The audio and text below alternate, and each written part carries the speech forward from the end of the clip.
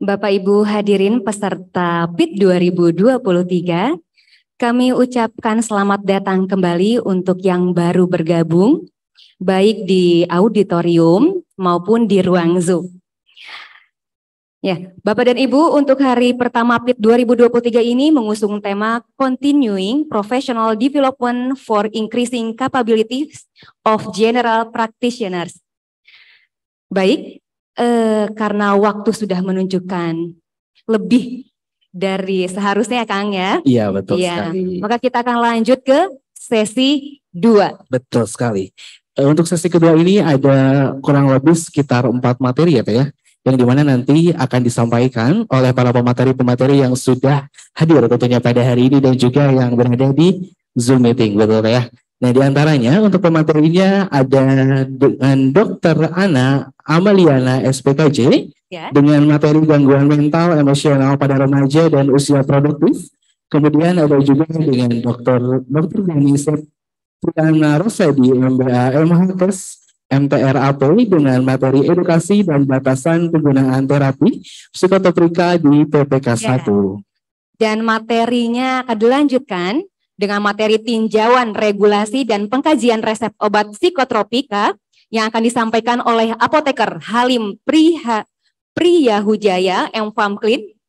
Dan yang terakhir di sesi 2, materi yang akan disampaikan adalah pengkajian pelayanan resep racikan yang akan dibawakan oleh apoteker Yovita Diane Titisari. Baik, dan kita tanpa berpikir panjang lebar dan langsung saja mungkin ya kita panggil untuk moderator dan kita informasikan juga nih untuk moderator yang akan memimpin pada sesi kedua ini ada dari apoteker Dr. Ida Lisni MSc.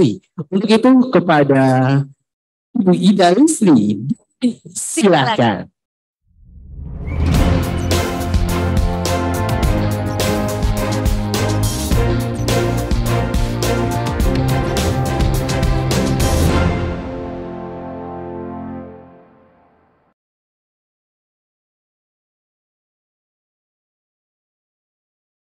Baiklah, sambil kita bacakan CV singkat dari Ibu Ida Lisni.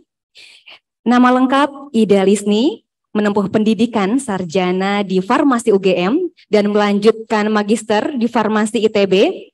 Pekerjaan saat ini menjadi Kepala Farmasi Rumah Sakit Muhammadiyah Bandung dan pengajar di Fakultas Farmasi UBK. Aktivitas organisasi di bidang kredensial Hisfarsi PDIAI Jabar tahun 2018 sampai dengan tahun 2022 dan bidang regulasi dan pembinaan PDIAI Jabar 2022 mohon maaf sampai dengan 2026. Dipersilahkan kepada Ibu Ida Lisni. Baik, terima kasih MC yang cantik yang ganteng ya. Terima kasih banyak. Teman-teman semua, hari ini sesi kedua ini kita akan lanjutkan, ada 4 pemateri tadi yang sudah disampaikan oleh MC kita tadi yang cantik dan ganteng tadi. Nah, mungkin karena ini juga panjang ya, ada 4 pemateri, gimana kita langsung saja ke pemateri pertama, yaitu Dr. Ana Amaliana, Dr. SPKJ. Sudah datang ya Dok ya, sudah hadir. Mangga. Baik, kami persilakan karena Dr. Ana ada offline.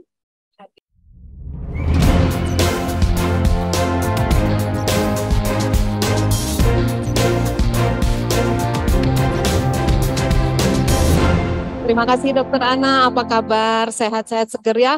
Alhamdulillah ya. Untuk pagi ini kita sudah yang pertama, pemateri yang pertama adalah Dr. Ana. Beliau adalah Dr. SPKJ, pendidikan profesi apoteker dilaksanakan di Universitas Kristen Maranatha Bandung ya. Tahun 2003 lulusnya, kemudian pendidikan dokter spesialis di Unpad ya Dok ya. Nah, riwayat pekerjaan beliau juga sebagai pengajar sampai sekarang di Unpas, kemudian psikiater di RSUD Cibabat Cimahi, Rumah Sakit Mitra Anugrah Lestari, Klinik Utama Jiwa Masagi Medika.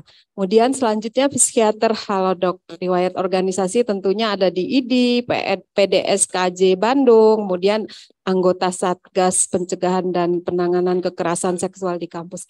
Wah, luar biasa. Ini sepertinya sudah sesuai banget ya, sudah expert banget dengan materi yang akan disampaikan. Baik Dok, kami persilakan, mohon maaf waktunya juga nanti kalau ada diingatkannya sekitar 20 menit. Terima kasih Dok, silakan. Baik, Assalamualaikum warahmatullahi wabarakatuh. Salam sejahtera bagi kita semuanya. Alhamdulillah pada kesempatan pagi ini saya bisa berdiri di hadapan para teman sejawat sekalian, baik yang offline maupun yang online. Dan pada saat ini saya berada di PIT, kolaborasi PIT tadi ya, PDUI dengan PDIAI.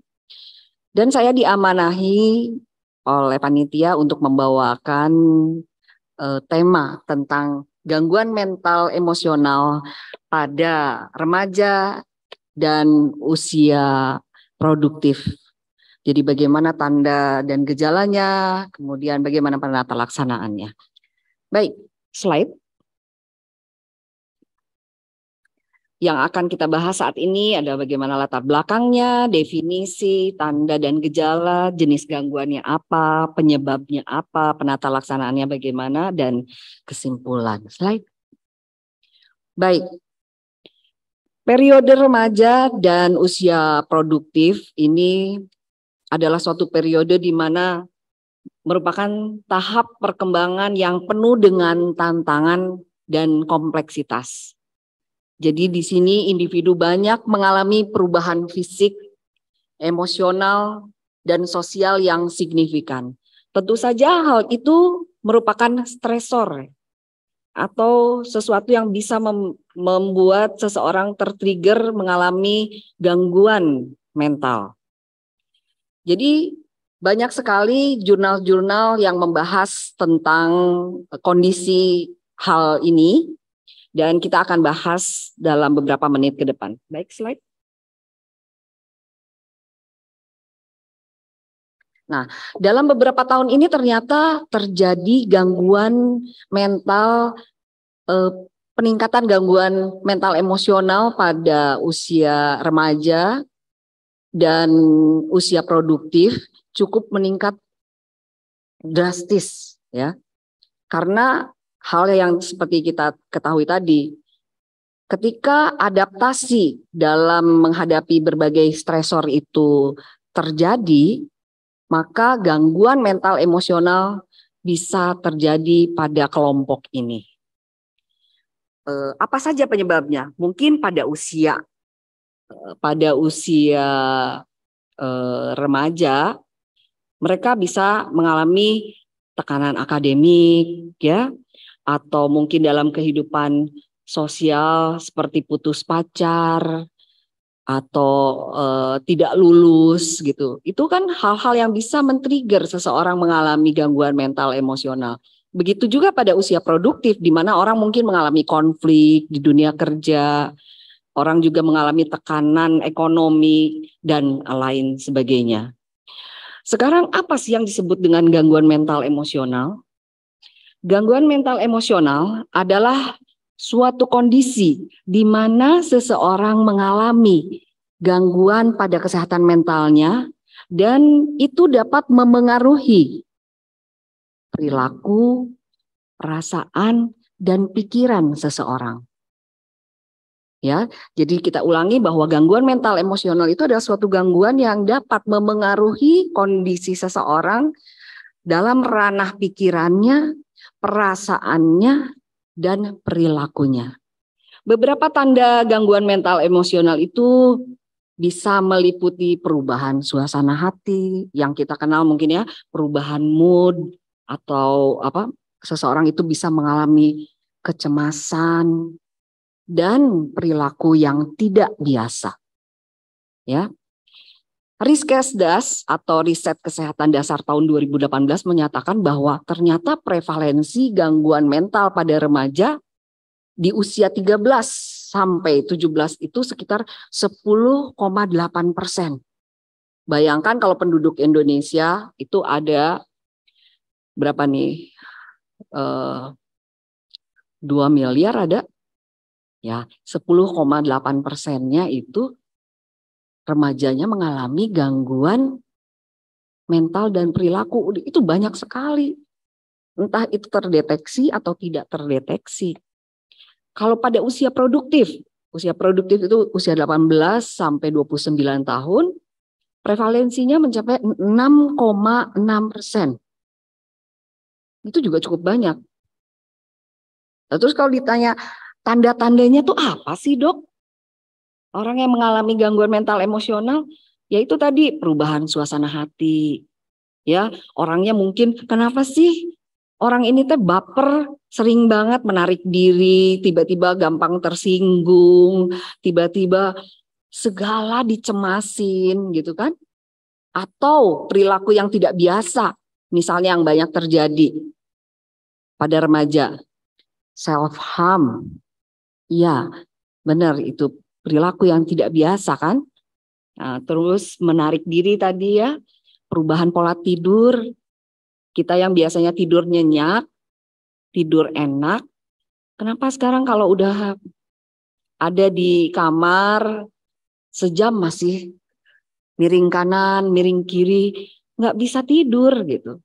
Nah, jangan-jangan ini tuh kita mulai mengalami gangguan mental emosional. Karena gangguan tidur merupakan gangguan yang umum terjadi pada orang yang mengalami gangguan mental emosional. Dan kalau pada remaja kita akan melihat prestasi akademiknya nih. Ya.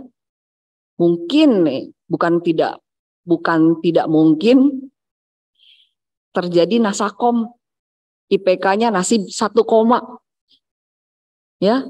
Jadi rantai karbon C semua gitu ya. Nah, kita harus aware tuh. Ya, apalagi para teman sejawat saya nih, para dokter-dokter umum, kalau ada ya, misalnya orang tua yang konsul dong. Ini anak saya nih. Kenapa ya sekarang saya dipanggil nih sama dosen walinya, nilainya rantai karbon. Nah, kita harus di dalam pemikiran kita, adakah gangguan mental emosional? Jadi kita lakukan apa? Deep interview. Ya, panggil anaknya, ngobrol heart to heart katanya. Ya, dari hati ke hati.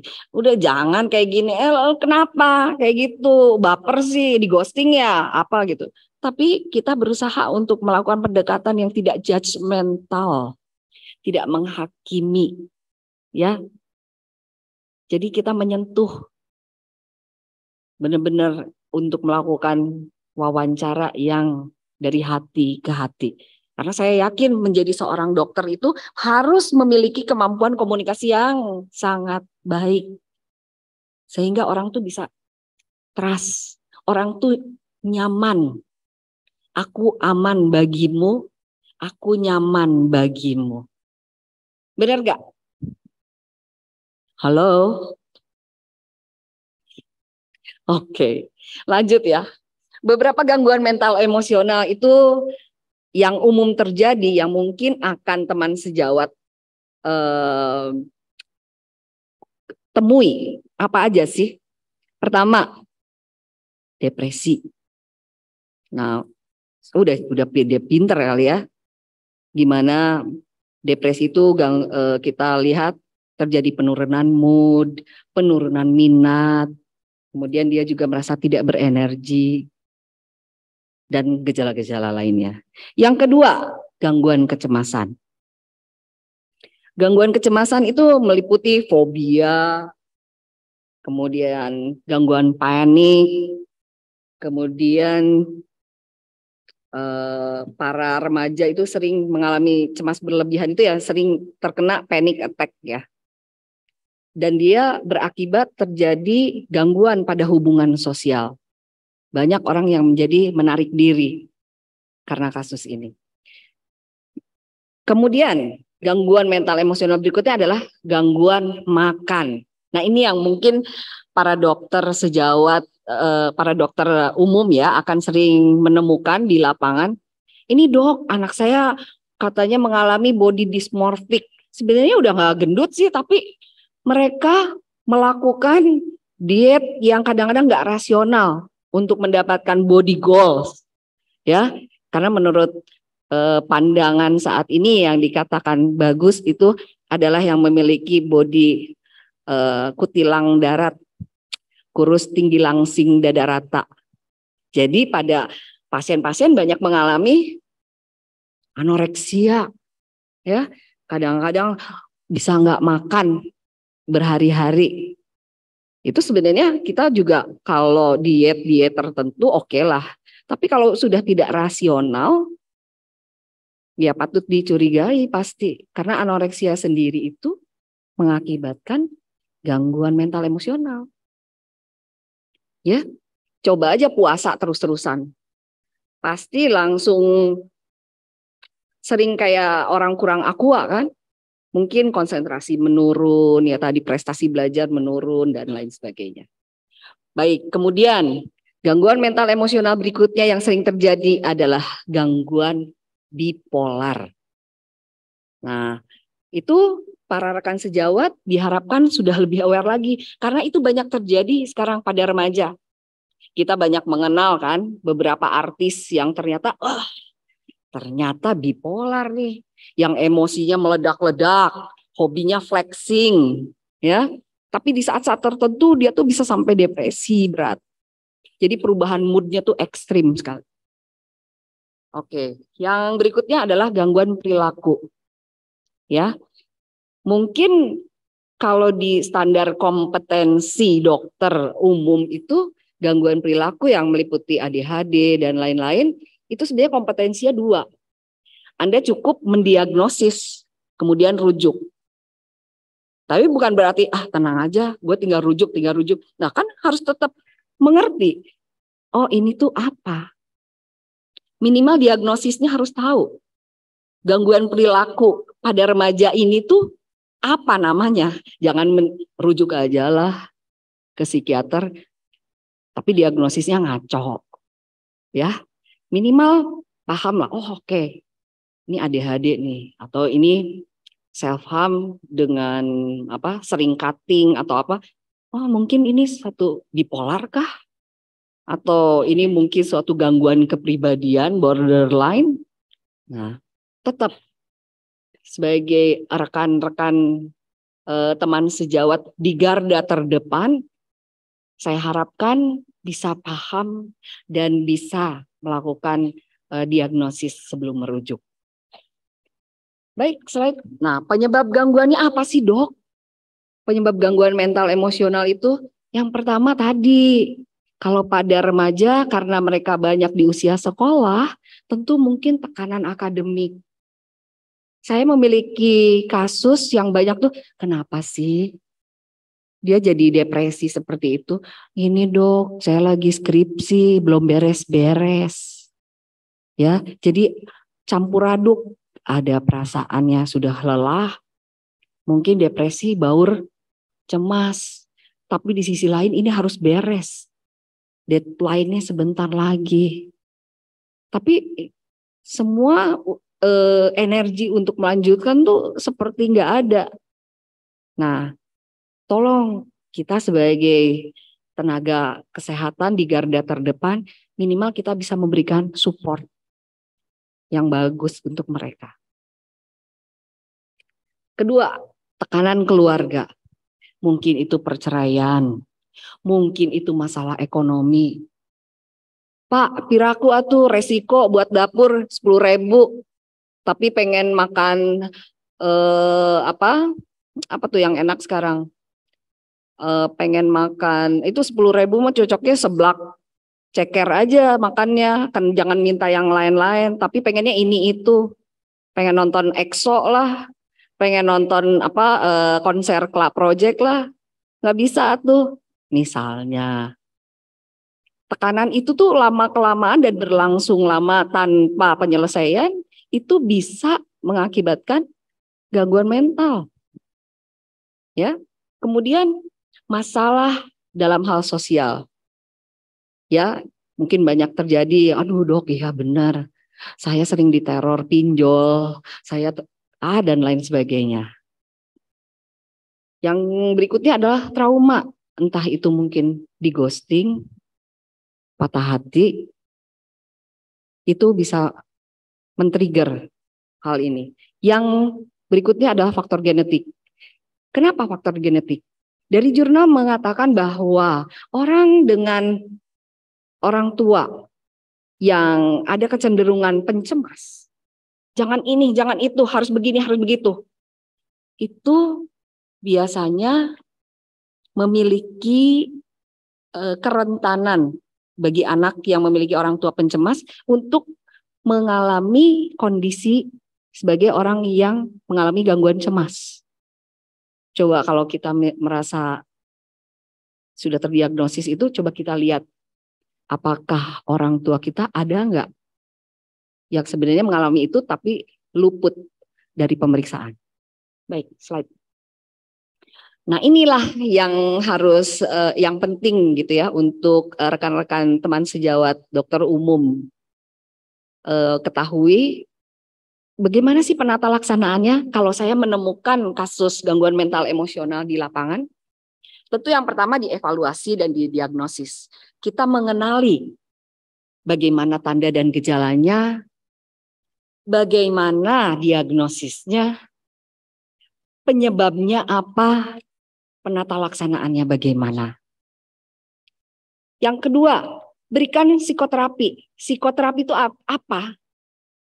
Psikoterapi itu adalah bentuk terapi dalam hal ya kita melakukannya secara bicara. Sama tuh, yang poin 2, poin 3 tuh. Dengan terapi percakapan. Misalnya kita juga memberikan psikoterapi suportif, kita memberikan dorongan, kita memberikan support pada seseorang, itu udah terapi. Terapi percakapan artinya apa?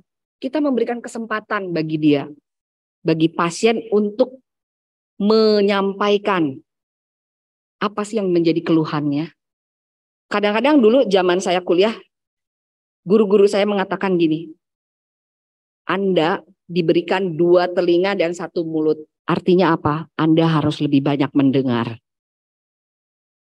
Ya, menjadi seorang dokter sebenarnya bukan hanya psikiater. Dimanapun Anda berada, Anda harus menunjukkan empati yang tinggi pada pasien.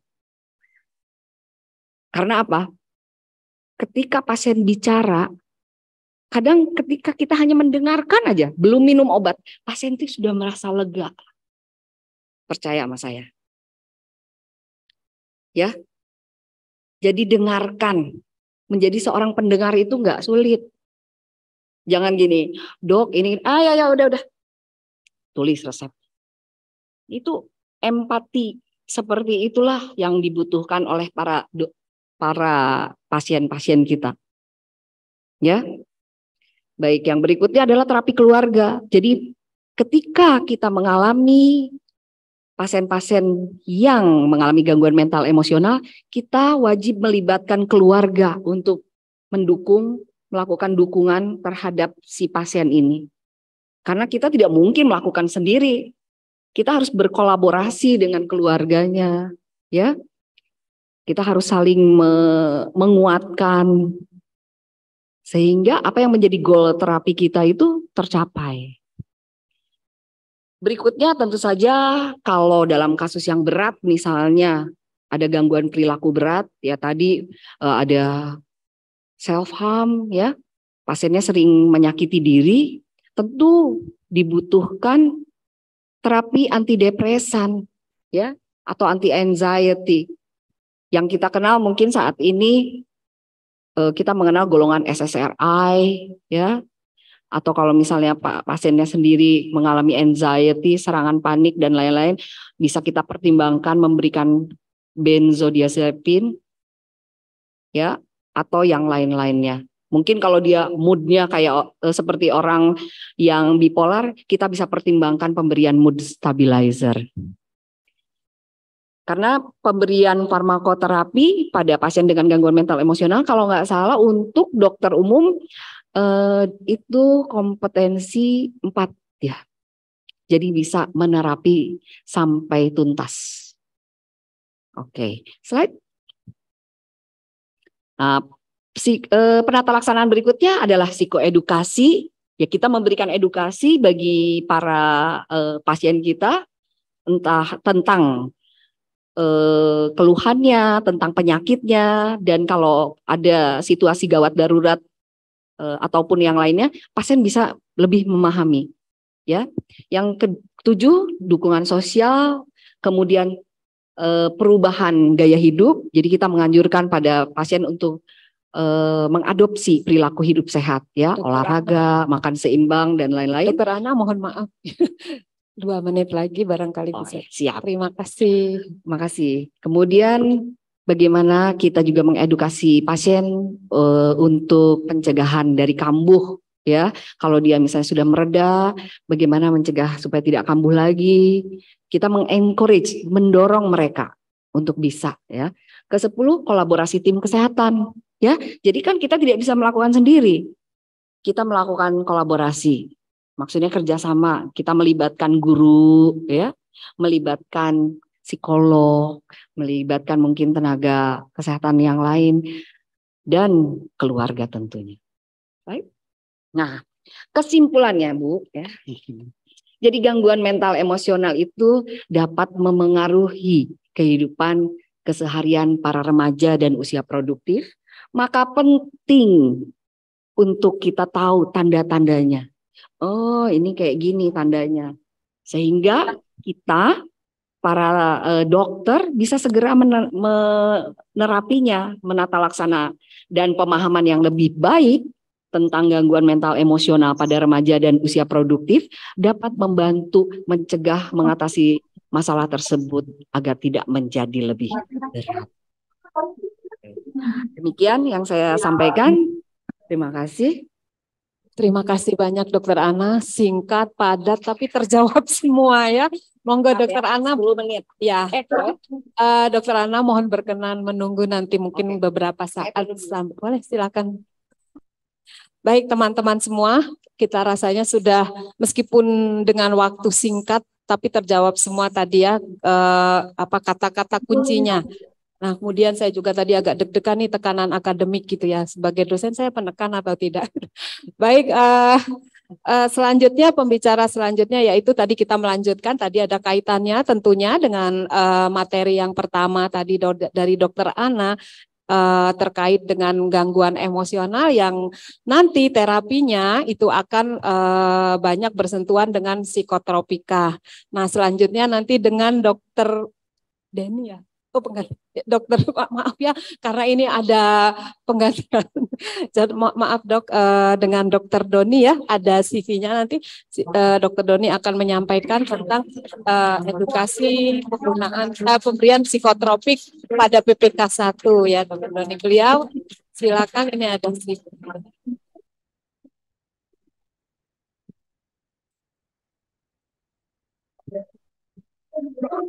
Dokter Doni atau Dokter Doni mau cerita sendiri?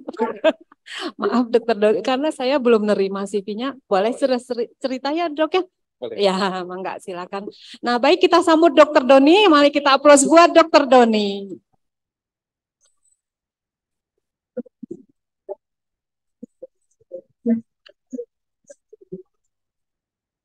Bismillahirrahmanirrahim. Assalamualaikum warahmatullahi wabarakatuh. Selamat pagi menjelang siang, rekan-rekan sejawat sekalian.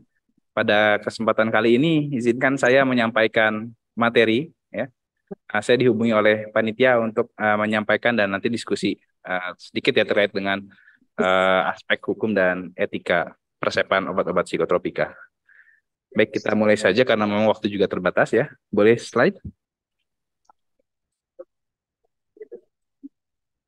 Nah, ini kalau kita lihat, ya, pemberitaan. Banyak sekali kalau kita coba googling, ya, cari di internet pemberitaan terkait dengan persepan, penyalahgunaan obat-obat psikotropika. Informasi terakhir berdasarkan koordinasi kami dengan BNN, kemudian juga Dinas Kesehatan Kota Bandung, IAI, ya, organisasi-organisasi profesi. Ternyata Bandung saat ini menjadi salah satu kota yang cukup mendapatkan perhatian lebih gitu. Karena tingkat persepan dan juga penyalahgunaan obat psikotropika itu tertinggi nomor 1 di Indonesia. Nah, ini menjadi perhatian kami semua dari organisasi profesi juga ya, untuk bagaimana kita sama-sama berkoordinasi, berkolaborasi untuk bisa menekan angka penyalahgunaan psikotropika ini. Ini kalau dilihat banyak sekali berita terkait dengan obat-obat psikotropika ya.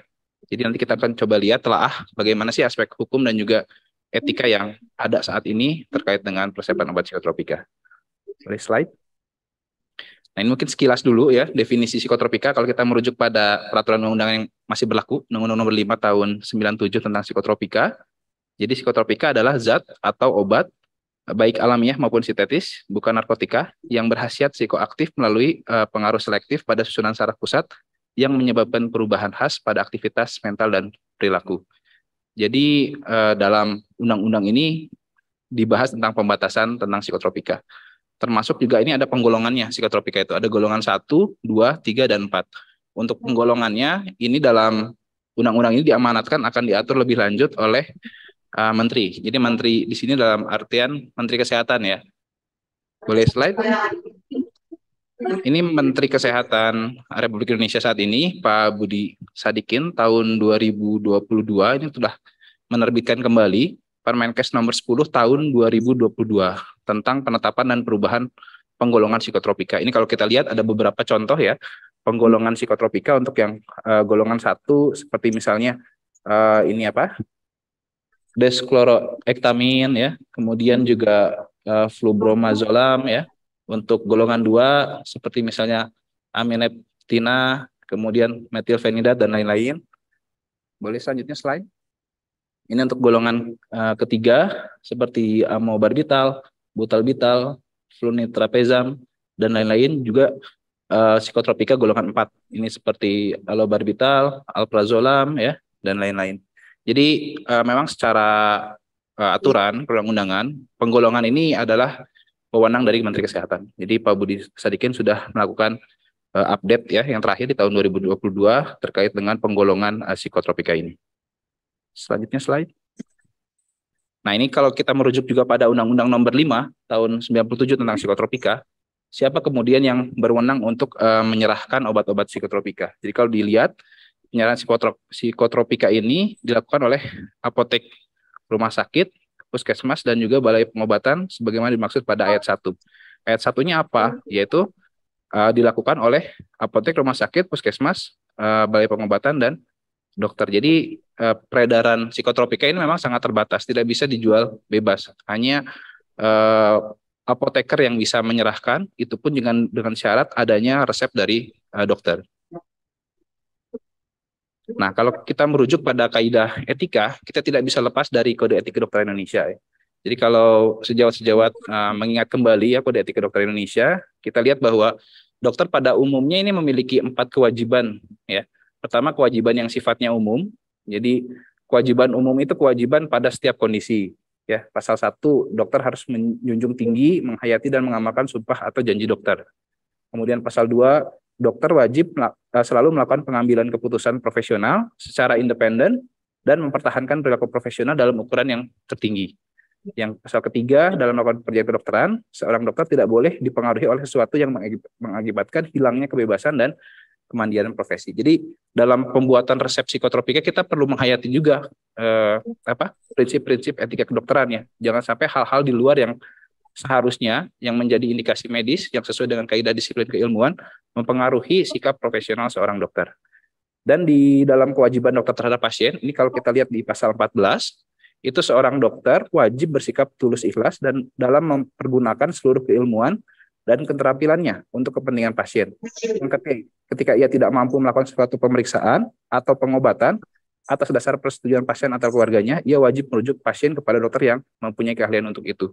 Jadi kita tidak perlu ragu ketika kita menghadapi sesuatu masalah, ya, masalah kesehatan atau kondisi pasien yang kita merasa tidak mampu untuk menangani hal tersebut, jangan sungkan untuk melakukan rujukan ya, proses rujuk ke rumah sakit, rujuk kepada dokter spesialis yang lebih mumpuni untuk melakukan tindakan.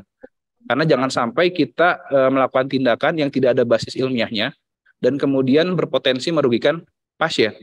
Obat-obat psikotropika ini kan ada dampak ada efek sampingnya ya terkait dengan potensi ketergantungan. Jadi jangan sampai karena ketidaktahuan kita atau kita merasa aduh saya tidak menguasai hal ini, tapi kemudian dalam praktiknya kadang ada pasien-pasien yang memaksa ya. Saya beberapa kali juga di tempat praktik kadang ada yang memaksa untuk meminta resep ya untuk mengeluarkan obat-obat tertentu. Kalau itu tidak sesuai kaidah ilmiah, jangan ragu untuk menolak. Ataupun kalau memang terlihat ada kondisi kesehatan jiwa yang memerlukan penanganan khusus dan kita merasa kita tidak mampu untuk menangani secara tuntas, ya lakukan proses perujukan. Karena memang kompetensi penanganan kasus atau gangguan psikiatri ini tidak seluruhnya menjadi kompetensi yang penuh bagi dokter. Jadi jangan ragu untuk kemudian berkonsultasi ya atau merujuk pada dokter yang memang lebih mumpuni, yaitu dokter psikiater. Nah ini kalau kita lihat capaian kemampuan pendidikan dokter ini berdasarkan Standar Nasional Pendidikan Profesi Dokter Indonesia ya. Jadi ada pembagian kategori tingkat kemampuan. Yang pertama tingkat kemampuan pertama ini mengenali dan menjelaskan. Jadi seorang dokter ini harus mampu mengenali dan menjelaskan gambaran klinik penyakit dan mengetahui cara yang paling tepat untuk mendapatkan informasi lebih lanjut.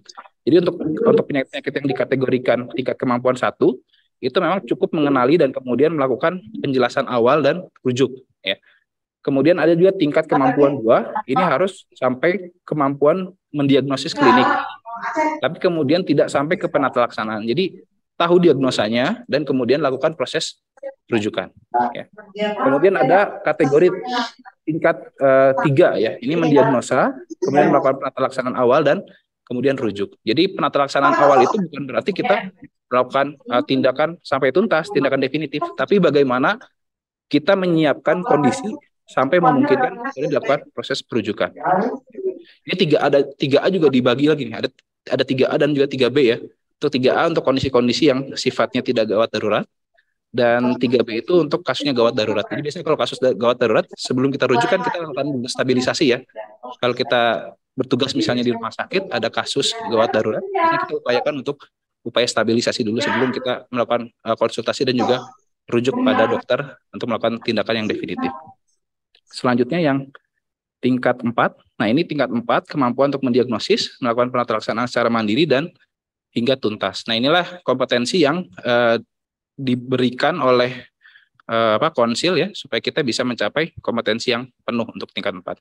Jadi nanti untuk kasus-kasus yang sifatnya psikiatri kita perlu telaah, kita buka kembali ya Standar Kompetensi Dokter Indonesia, kita buka kembali Standar Nasional Pendidikan Profesi Dokter Indonesia, dan kita buka kembali juga bagaimana pedoman bagi dokter untuk pelayanan di fasilitas kesehatan tingkat pertama yang diterbitkan oleh Peraturan Menteri Kesehatan. Ya, jadi apa-apa yang kemudian memang bukan menjadi kompetensi kita, jangan ragu untuk kemudian melakukan rujuk, ya, karena memang bukan kompetensi kita dan kita tidak harus mampu untuk melaksanakan penata laksanaan sampai tuntas. Selanjutnya slide. Ini untuk Standar Kompetensi Dokter Indonesia, ini yang tahun 2012 yang diterbitkan oleh Konsil juga. Untuk susunannya tidak jauh berbeda ya. Kompetensi 1 itu mengenali dan menjelaskan, kemudian nanti dilakukan proses rujukan. Untuk tingkat kemampuan 2 itu mendiagnosis penyakit klinis, kemudian lakukan rujukan, kita melakukan penata laksanaan awal dulu. Kemudian untuk 3A ini untuk kondisi bukan gawat darurat, diagnosis, penata laksanaan awal, dan kemudian lakukan proses rujukan. Untuk 3B itu untuk kondisi gawat darurat, itu penata laksanaan awal dulu sampai kondisi stabil, kemudian lakukan rujukan. Ya, slide. Nah untuk kompetensi 4 ini mendiagnosis, melakukan penata laksanaan secara mandiri dan tuntas. Untuk kompetensi 4 ini juga dibagi lagi kalau di SKDI, ada yang 4A dan 4B. Kalau 4A itu udah diberikan kompetensi secara penuh ketika kita selesai proses pendidikan di sekolah kedokteran ya. Sedangkan 4B ini biasanya tindakan kemahiran dicapai kalau mengikuti pendidikan kedokteran berkelanjutan setelah menyelesaikan pendidikan di Fakultas Kedokteran. Nah ini beberapa penyakit berkaitan dengan psikiatri ya. Kalau kita lihat di SKDI tahun 2012 dan juga SNPPDI tahun 2019 ya. Contohnya misalnya gangguan panik, gangguan cemas menyeluruh ya, gangguan campuran ansietas dan depresif, gangguan stres pasca trauma. Ini 3A ya. Kemudian ada yang bertambah di SNPPDI tahun 2019, 3B gangguan stres pasca trauma. Untuk kondisi ini sejawat sekalian, kita harus mampu untuk mendiagnosis ya, penata laksanaan awal dan kemudian lakukan rujuk ke psikiater yang memang memiliki kompetensi untuk menangani sampai tuntas. Ya, jadi jangan kita kemudian memberikan obat, kemudian meminta pasien untuk kontrol ke kita, ya. Karena batasan kita adalah sampai penata laksanaan awal, kemudian siap-siap untuk dirujuk. Untuk wilayah Jawa Barat, ya, di Bandung sekitarnya ataupun juga wilayah Jawa Barat, saya kira tidak ada daerah yang tidak ada rumah sakit atau psikiaternya. Sepakat nggak? Ya. Jadi kalau memang ada rumah sakit dan juga dokter psikiater, kita perlu pertimbangkan untuk segera rujuk. Kan untuk proses rujukan mungkin aksesnya tidak akan terlalu sulit ya. Mungkin 1-2 hari harusnya pasien sudah bisa mencapai rumah sakit atau dokter psikiater. Jadi jangan sampai kemudian dokter ini melakukan penanganan sampai tuntas ya. Jadi melampaui kompetensi yang seharusnya memberikan obat-obatan dalam jumlah yang banyak atau dalam jumlah besar ya. Karena memang kompetensi kita dibatasi. Ya. Untuk kasus-kasus misalnya penyalahgunaan obat juga itu bukan kompetensi kita, jadi jangan sungkan untuk segera merujuk pada dokter psikiater. Oke, nah ini saya coba ambil contoh dalam regulasi pelayanan kesehatan. Ini Kemenkes nomor 1936 tahun 2022 tentang panduan praktik klinis. Ya, ini untuk contohnya kasus gangguan tidur ya. Ini kalau kita lihat SNPPWDI ya, gangguan tidur non organik itu tingkat kemampuannya 2. Jadi cukup sampai kita bisa mendiagnosa klinis kemudian melakukan rujukan. Jadi tidak perlu mengeluarkan obat-obatan kalau memang tidak dibutuhkan saat itu. Ya. Kemudian dalam tingkat kemampuan SKDI misalnya insomnia ya, ini di SNPPDI 2019 itu levelnya 3B. Jadi 3B itu sejawat semua mendiagnosis, penata laksanaan awal, kemudian segera rujuk ke psikiater. Jadi Dr. jangan Doni, diberikan waktunya kurang lebih 2 menit lagi. Baik. Terima kasih. Ya, jangan sampai kemudian memberikan resep dalam jumlah banyak ya, atau meminta pasien untuk kontrol lagi. Jadi segera untuk rujuk ke psikiater. Biar nanti penata laksanaan lebih lanjut hingga tuntas itu ke dokter psikiater. Nah, selanjutnya ini beberapa contoh obat ya, sesuai dengan formularium nasional. Ini untuk obat alprazolam. Ini tidak boleh diresepkan oleh dokter umum. Jadi yang menerbitkan hanya boleh dokter spesialis kedokteran jiwa, internis dengan subspesialis psikosomatik, ya. Dan ini pun juga dibatasi untuk dokter spesialis penyakit dalam ini maksimal 5 hari dalam 1 bulan, ya. Selanjutnya slide. Nah ini untuk obat-obat lain ya, seperti diazepam, clobazam, juga lorazepam ya. Ini diberikan juga ada resepan maksimal. Tapi kita perlu pertimbangkan bahwa pemberian resep ini harus berdasarkan indikasi medis. Jadi dilihat dulu diagnosanya apa. Ya, jadi kalau memang perlu dirujuk, ya berarti pemberiannya hanya sebatas penata laksanaan awal dan segera rujuk kepada dokter psikiater, ya, atau dokter yang memang memiliki kompetensi untuk itu. Ya. Slide. Sehingga kalau kita lihat peresepan ini kita tidak bisa keluar dari prinsip-prinsip peresepan rasional, ya. Bagaimana kemudian resep itu harus memiliki indikasi yang tepat, ya, memilih obat-obat yang tepat, juga diberikan pada pasien yang tepat, ya. Kalau memiliki kontraindikasi jangan diberikan. Kemudian memberikan informasi yang tepat juga kepada pasien, dan juga perlu memantau dengan tepat bagaimana pemberian obat yang kita berikan kepada pasien. Ya, selanjutnya ini sedikit pesan bahwa peresepan psikotropika harus sesuai dengan pertama kompetensi medis kita, kedua harus sesuai dengan kaidah-kaidah disiplin keilmuan, kedokteran, harus sesuai dengan indikasi klinis, dan juga harus sesuai dengan standar pelayanan medik. Sehingga apa yang kita lakukan sesuai dengan peraturan yang berlaku, dan kita terlindung dari hal-hal yang tidak diharapkan dalam menjalankan praktik kedokteran. Terima kasih. Assalamualaikum warahmatullahi wabarakatuh. Terima kasih Dr. Doni. Mohon menempati tempat duduk yang semula. Mohon berkenan menanti ya Dok ya, nanti sampai kita ke acara diskusi.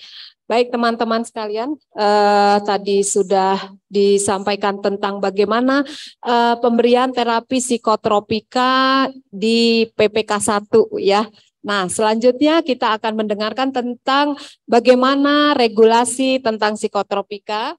Nah, saat ini akan hadir di depan kita yaitu Apoteker Halim.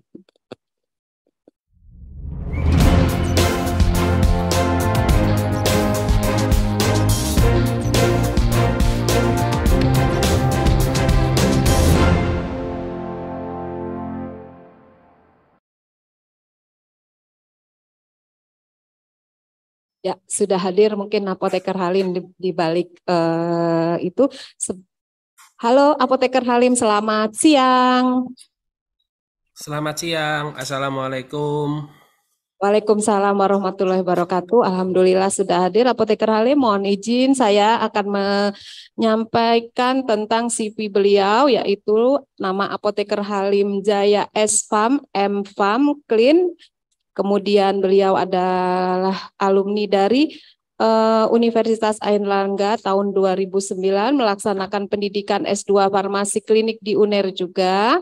Kemudian sekarang sedang aktif di TOT dan tenaga pelatih juga ya untuk sitotoksik. Kemudian riwayat pekerjaan di RSUD Dr. Sutomo. Kemudian sebagai pembimbing klinis bagi prodi apoteker di RSUD Dr. Sutomo. Organisasi adalah Ikatan Apoteker Indonesia, kemudian sekretaris IAI Jawa Timur ya, pernah kemudian sebagai aktif di Persis Jawa Timur juga. Baik, untuk menyingkat waktu silakan Apoteker Halim menyampaikan materinya, mungkin nanti sekitar 18 menit kemudian, nanti mungkin saya akan sedikit mengingatkan ya supaya untuk mempersingkat waktu kita lanjutkan kepada Apoteker Halim. Silakan Apoteker Halim. Matur nuwun kepada moderator. Assalamualaikum warahmatullahi wabarakatuh. Saya izin untuk share screen ya. Apakah share screen saya sudah terlihat? Kalau di sini sudah. Sudah ya. Oke. Berikutnya ya, saya diminta oleh panitia untuk menyampaikan materi mengenai tinjauan regulasi dan pengkajian resep obat psikotropik. Jadi juga sudah banyak dibahas ya oleh pembicara sebelumnya mengenai batasan-batasan peresepan untuk dokter umum gitu. Oke, jadi apa sih obat psikotropik itu? Jadi psikotropik ini adalah suatu zat ya, baik berupa dia bahan kimia murni ataupun dia berupa obat ya yang sudah dicampur dengan bahan lainnya menjadi bentuk sediaan obat yang sifatnya alamiah maupun sintesis ya. Jadi dia bukan narkotika yang bersifat psikoaktif, memiliki pengaruh selektif pada susunan saraf pusat dan dia menyebabkan perubahan khas pada aktivitas mental dan perilaku ya. Memang obat psikotropik ini banyak digunakan begitu ya secara klinis. Apa? Untuk penanganan penyakit kejiwaan begitu ya. Penyakit atau gangguan kejiwaan ya. Misalnya depresi ya, ini cukup banyak begitu. Kecemasan, gangguan bipolar dan seterusnya ya. Nah, masalahnya apa? Psikotropik ini walaupun dia punya sifat sebagai obat, tapi dia ini dapat menyebabkan yang namanya adiksi atau ketergantungan. Dan ketergantungan ini sifatnya ketergantungan psikis ya.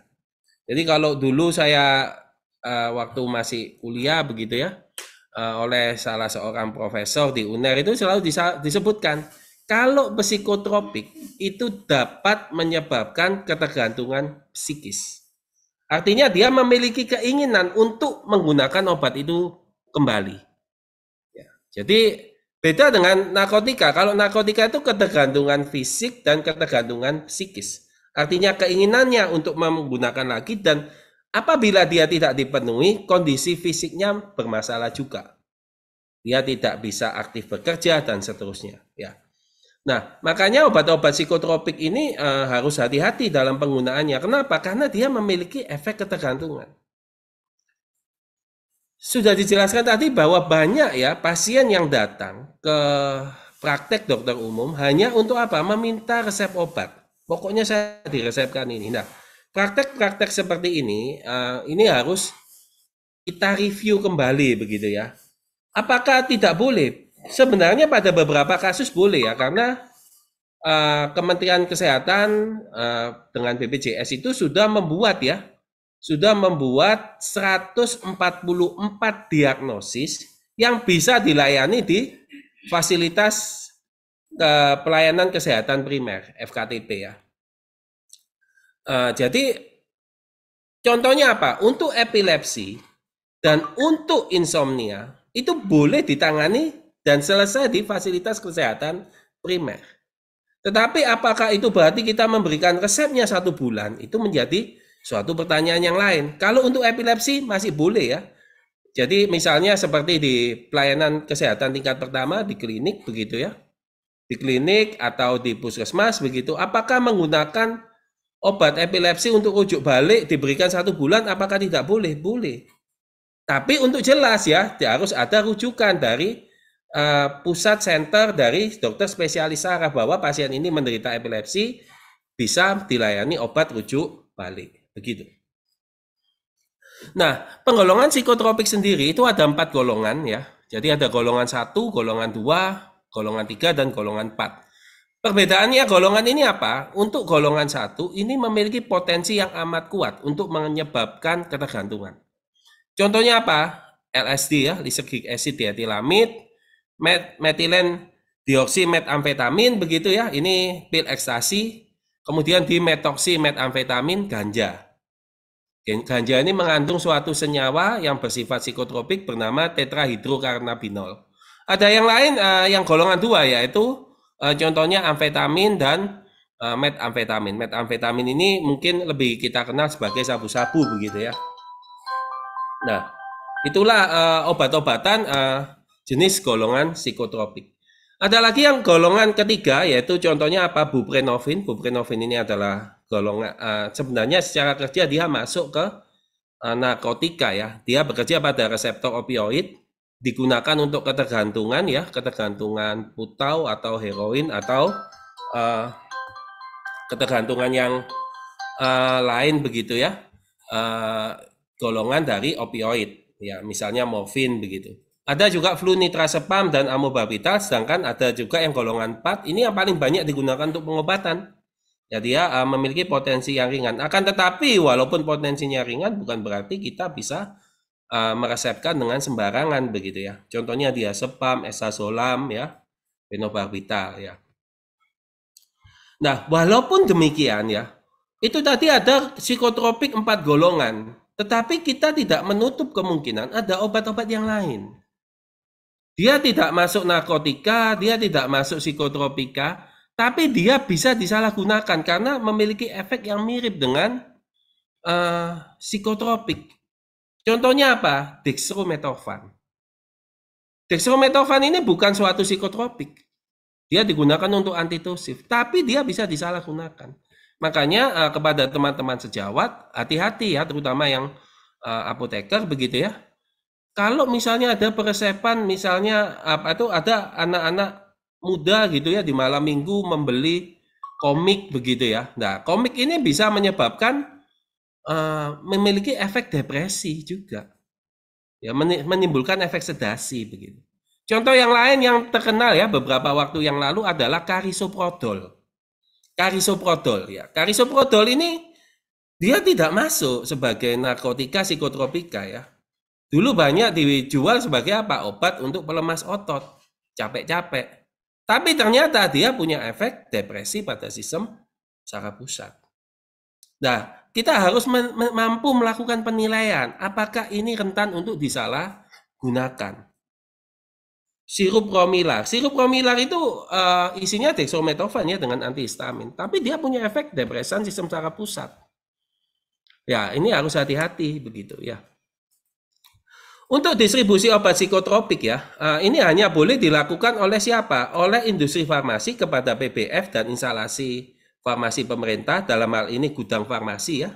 Biasanya gudang farmasi kabupaten atau kota atau gudang farmasi provinsi begitu ya. PBF kepada PBF lainnya ya, kepada apotek, instalasi farmasi rumah sakit, instalasi farmasi klinik, instalasi farmasi pemerintah ya, dan lembaga ilmu pengetahuan. PBF milik negara ini memiliki izin khusus ya, impor narkotika ya, ini khusus ya untuk narkotika.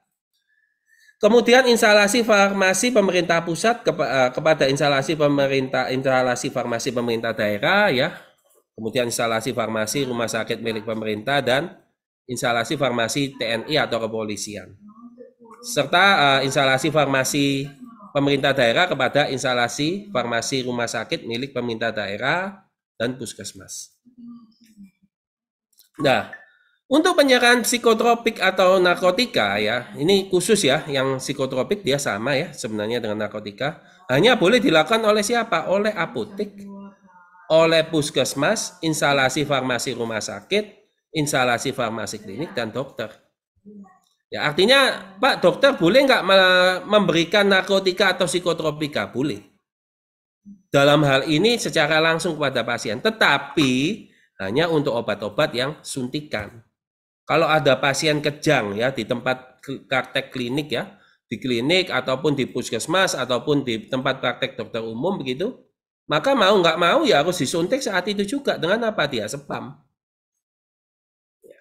Karena apa? Ada kewajiban di tempat praktek dokter umum menyediakan obat-obat emergensi. Obat emergensi salah satunya adalah psikotropik, yaitu obat anti kejang yang biasanya digunakan untuk kejang demam. Kasusnya cukup banyak ya di Indonesia, kasus anak dengan kejang demam. Tetapi perlu diingat dosisnya juga hati-hati, karena yang sering kejang demam anak ya tentu suntikannya tidak satu ampul begitu ya. Suntikannya disesuaikan dosisnya dengan berat badannya. Harus ada panduan dosis di sana. Karena kalau kita berbicara syarat untuk perizinan klinik, syarat untuk perizinan instalasi hemodialisis ya di OSS ya, perizinan berbasis resiko, itu salah satunya adalah tempat praktek dokter ataupun klinik tersebut memiliki obat emergensi. Salah satunya dia spam misalnya seperti itu. Nah, kapan psikotropik ini boleh diberikan oleh dokter? Apabila dia memberikannya secara suntikan, ya, secara suntikan, kemudian menolong orang sakit dalam keadaan darurat ya, sudah jelas. Kemudian kalau di daerah tersebut tidak ada apotek atau tidak ada tenaga kesehatan apoteker, saya kira mungkin kalau di daerah Jawa di semuanya sudah ada apoteker ya. Mungkin di beberapa puskesmas apotekernya belum ada, tetapi ini nanti menjadi kewajiban pemerintah untuk ada apoteker di sana. Nah inilah yang penting ya. Jadi dokter tetap ya boleh memberikan psikotropika dalam bentuk apa? Suntikan untuk penanganan kondisi gawat darurat begitu ya. Karena kalau pasiennya kejang, kalau nggak ditolong kasihan kan. Semakin dia sering kejang demam, maka dia akan memiliki faktor resiko untuk menjadi penderita epilepsi pada usia yang dewasa begitu. Nah, bagaimana screening resep psikotropika ya? Sebaiknya ya resep psikotropika ini ditulis tersendiri ya, ataupun kalau bisa, kenapa kok harus tersendiri? Karena nanti di apotek ini harus ada arsipnya. Misalnya resep psikotropika itu ditulis bersama obat lain, ini menjadi suatu masalah. Kenapa? Karena arsipnya itu tidak bisa digunakan ya. Kalau sudah masuk di arsip narkotika, mana bisa kita masukkan di arsip psikotropika. Sementara untuk resep psikotropika atau narkotika ini harus diarsipkan tersendiri. Jadi kalau bisa satu resep ada psikotropika ya, psikotropika semua. Jangan nanti ada misalnya kodein ditambah ada diazepam. Nah, ini menjadi suatu masalah. Karena nanti ini kita masukkan ke arsipnya kodein yang suatu narkotika atau arsipnya psikotropika kan begitu. Tidak boleh ada iterasi ya, tidak boleh diiter.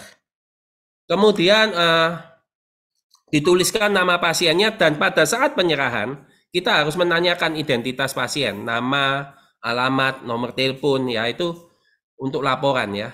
Kalau sekarang di sistem SIPNEP itu memang untuk nama itu hanya khusus untuk morfin, petidin, dan fentanyl.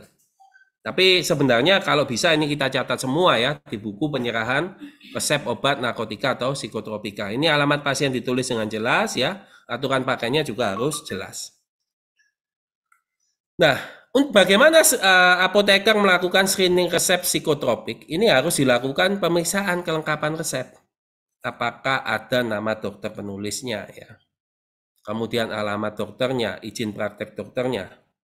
Ya, ini harus kita lihat apakah nama obatnya ditulis dengan lengkap dan terbaca jelas, aturan pakainya juga, bentuk sediaan dan seterusnya. Ya, mungkin kalau untuk indikasi apa itu telaah farmasi klinik, mungkin kita bisa melakukan assessment ya kepada pasien ya. Melakukan pemeriksaan kesesuaian farmasetik. Nah, narkotik dan psikotropik ini dapat diserahkan hanya dengan resep asli. Hanya dengan resep asli. Makanya tadi di PSEF tidak melayani obat narkotika maupun obat psikotropika ya. Tidak melayani untuk obat narkotika atau psikotropika PSEF, tidak boleh. Dan ini salinan resep narkotik atau psikotropik yang baru dilayani sebagian ya, misalnya diambil separuh gitu ya, diambil separuh atau tidak diambil begitu ya. Ini hanya bisa dilayani oleh apotek yang menyimpan resep asli, begitu. Ya, hanya bisa dilayani oleh apotek yang menyimpan resep asli. Dan melakukan penilaian kelayakan jumlah obat yang ditulis dalam resep. Kalau ada resep dari dokter umum, mintanya diazepam 90 tablet ya, ini menjadi suatu pertanyaan. Ya, resep dari dokter penyakit dalam minta trihexyphenidyl 90 tablet, ini menjadi sebuah pertanyaan. Trihexyphenidyl itu bukan termasuk psikotropik, tapi dia punya efek halusinasi. Ya, double L ya, nama jalanan yang terkenal adalah double L. Maka ini kita evaluasi apakah spesialis penyakit dalam boleh meresepkan trihexyphenidyl 90 tablet.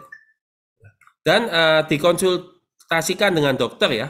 Sehingga kalau ada dokter yang meresepkan psikotropik akan lebih bijak kalau dia menulis narkotik atau psikotropik, menulis nomor telepon dokter atau klinik ya yang mengeluarkan resep tersebut, sehingga bisa kita konfirmasi.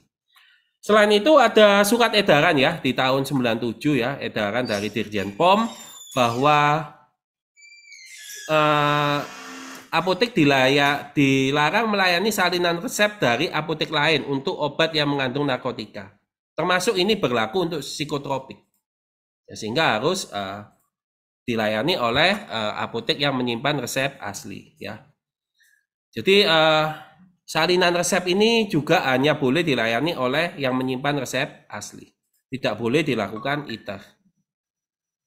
Ya, tapi padahal BPJS membuat edaran ya. Kalau edaran itu kita tidak perlu ke rumah sakit, resep obatnya boleh di ITER gitu ya. Saya nggak tahu ya kajiannya itu dari mana. Kenapa kok BPJS bisa membuat kebijakan seperti itu. Ya, ini adalah profil pengkajian resep. Bagaimana apoteker melakukan pengkajian resep di fasilitas pelayanan kefarmasian ya. Ada kajian administratif. Halim, Bapak Apoteker ya. Halim, mohon maaf waktunya 2 menit lagi. Ya, siap ya.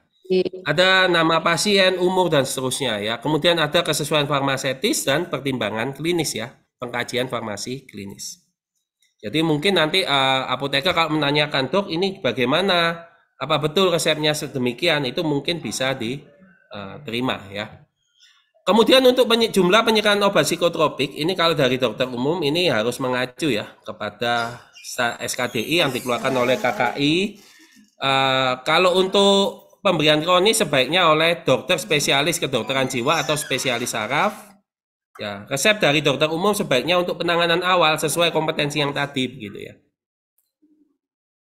Untuk penyerahan obat nanti kita harus melakukan penyesuaian ya, melakukan pengecekan akhir, kemudian memanggil dengan 2 identitas, biasanya nama dan alamat atau nama dan tanggal lahir, mengecek identitas, alamat, nomor telepon pasien ya, kita catat ya.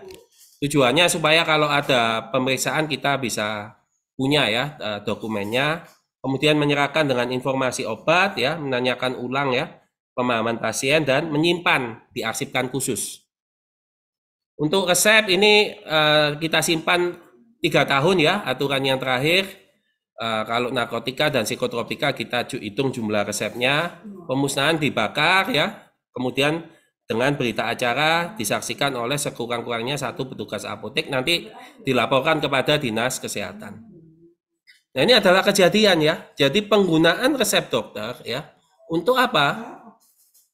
Melayani obat yang tidak sesuai ya. Jadi dan diedarkan secara ilegal. Ini berasal dari jalur legal yaitu resep apotek, tetapi keluarnya di jalur ilegal begitu ya. Mungkin dokternya atau apotekernya atau apoteknya tidak ikut ditahan, tetapi tentunya akan repot ya karena harus dipanggil oleh kepolisian untuk menjadi saksi. Begitu, dan ini sebaiknya harus kita hindari. Oke, mungkin demikian dari saya. Kurang lebihnya saya mohon maaf atas perhatiannya, saya sampaikan terima kasih. Wassalamualaikum warahmatullahi wabarakatuh. Salam sejahtera. Warahmatullahi wabarakatuh. Kita plus dulu kepada Apoteker Halim. Terima kasih Bapak Apoteker Halim. Mohon berkenan menunggu nanti diskusi setelah pemateri Ibu Yovita. Baik, hadirin sekalian, untuk selanjutnya kita akan menyimak atau mengikuti tentang pengkajian pelayanan resep racikan yang akan disampaikan oleh Apoteker Yovita. Nah, tadi mungkin yang tadi pagi sudah ya, barangkali bisa ditampilkan Apoteker Yovita.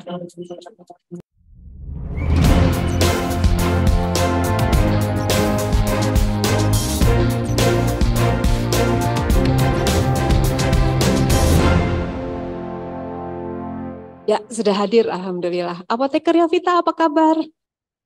Kabar baik, terima kasih Ibu. Ibu Apoteker Yovita ini pada sesi kedua ya, tadi sesi pertama juga sudah sangat, saya juga sempat mendengarkan nih tadi ikutan Ibu Apoteker Yovita tentang telemedicine, telefarmasi. Selanjutnya kita akan lanjut kepada pengkajian resep, pelayanan resep. Mungkin saya tidak akan menyampaikan CV-nya lagi ya, tadi sudah didengarkan yang pasti. Yang pasti Apoteker Yovita adalah seorang yang aktif di rumah sakit sebagai clinical pharmacist ya, di rumah sakit Siloam, di salah satu rumah sakit Siloam di Jakarta. Tadi saya hanya mengingatkan kembali. Mungkin untuk menyingkat waktu, silakan Apoteker Yovita untuk menyampaikan materinya sekitar 15 menit ya. Terima kasih. Ya, terima kasih Bu Ida. Bu Ida ini adalah salah satu dosen saya dulu waktu saya program profesi di ITB. Senang berjumpa lagi Bu sekarang. Mohon izin saya share screen terlebih dahulu. Baik. Ya, saya harap sudah terlihat untuk screen-nya ya. Baik, saya slideshow terlebih dahulu dan terima kasih Bapak Ibu dokter dan apoteker sekalian, mohon izin berjumpa kembali dengan Yovita. Mungkin perkenalan kembali, nama saya Yovita Diana Titisari. Sehari-hari saya bekerja sebagai apoteker di Rumah Sakit Siloam MRCC Semanggi, Jakarta. Dan pada siang hari ini saya mendapat amanah untuk menyampaikan materi mengenai pengkajian resep racikan. Jadi mungkin kalau tadi sudah sempat membahas obat-obat psikotropik, memang kita tahu ya obat-obatan psikotropik itu adalah salah satu yang kadang mengalami peracikan seperti itu ya, dan bagaimana peranan nanti dari apoteker gitu ya untuk mengkaji resep racikan yang masuk ke kami ini, tapi nggak terbatas hanya resep racikan psikotropik saja. Jadi kita berharap dapat memahami kenapa sih digunakan resep racikan gitu ya, terus mengetahui hal-hal yang dikaji oleh apoteker saat melayani resep racikan, dan kita coba lihat gitu ya, apa sih keunggulan dan tantangan dalam pelayanan resep racikan. Ini adalah outline-nya. Nah, kembali saya singgung sedikit apa itu resep, gitu ya.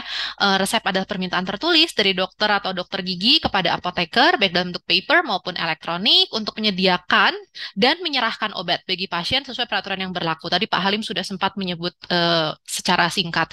Nah, adapun untuk resep ini, ketika kami di apotek itu menerima resep, ya, itu nggak sekonyong-konyong gitu ya. Langsung kita, kalau bahasa Sundanya mah ujuk-ujuk kali ya, nggak ujuk-ujuk langsung sediain obat ya, enggak. Tapi kita daripada saat penerimaan resep, kita mengkaji dulu resep tersebut. Baru kita siapkan dan baru kita serahkan obatnya. Nah, pengkajian resep itu buat apa? Kenapa harus dikaji resep? Resep itu harus dikaji untuk memastikan atau menganalisis ada atau tidaknya masalah terkait obat atau drug-related problems. Dan tentunya kegiatan ini dilakukannya sebelum dong ya, sebelum kita penyiapan. Kalau sudah terjadi namanya penyesalan gitu ya. Jadi kegiatan ini dilakukan saat awal penerimaan resep dan sebelum obatnya disiapkan, agar obat yang disiapkan benar. Ketika kita menemukan DRP atau drug related problems atau masalah terkait obat, ini tentu harus dikonsultasikan kepada dokter penulis resep. Tujuannya Ya tentunya untuk mencegah terjadinya kesalahan dalam pemberian obat. Misalnya salah dosis, salah bentuk sediaan, salah pasien. Kalau ada potensi interaksi obat yang mayor, dan juga di sini kita mengkaji masalah kompatibilitas dan stabilitas. Apa itu? Nanti kita bahas di belakang. Nah, untuk pengkajian resep sendiri, tadi Pak Halim juga udah sempat menyinggung sedikit. Ada 3 tahap pengkajian resep: administratif, farmasetik, dan klinis. Ketika kita mengkaji administratif, itu lebih ke arah ya hal-hal administratif, seperti apakah namanya lengkap, apalagi kalau kita bicara resep psikotropik, di sini nih harus lengkap sekali. Nama dokter, paraf dokter, nomor izin atau SIP dokter, asal resepnya dari klinik mana, bisa dihubungi tidak nomor teleponnya, tanggal resepnya ada nggak, nama pasiennya benar itu tidak, kayak gitu. Kemudian kita masuk ke pengkajian farmasetik. Sesuai namanya, di pengkajian farmasetik itu ya kita mengkaji hal-hal yang berhubungan dengan farmasetika obat. Seperti ya tentu harus ada nama obat ya. Nama obat bisa dokter tulis nama dagang atau nama generik gitu ya, terserah.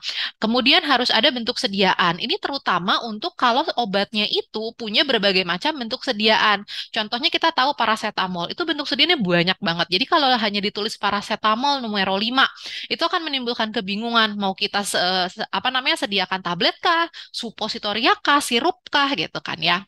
Terus kemudian kekuatan sediaan. Sama ini juga untuk mengidentifikasi kalau satu nama atau satu merek obat itu memiliki berbagai macam kekuatan sediaan. Contohnya Glimepiride ya, ada yang 1 mg, 2 mg, 3 mg.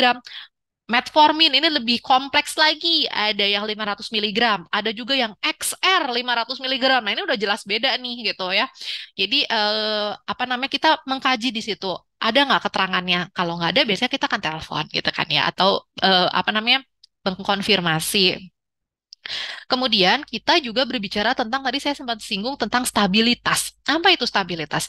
Jadi stabilitas itu adalah ketahanan fisik dan kimia suatu obat setelah dia dibuka dari bungkus aslinya atau setelah dia diberi perlakuan khusus.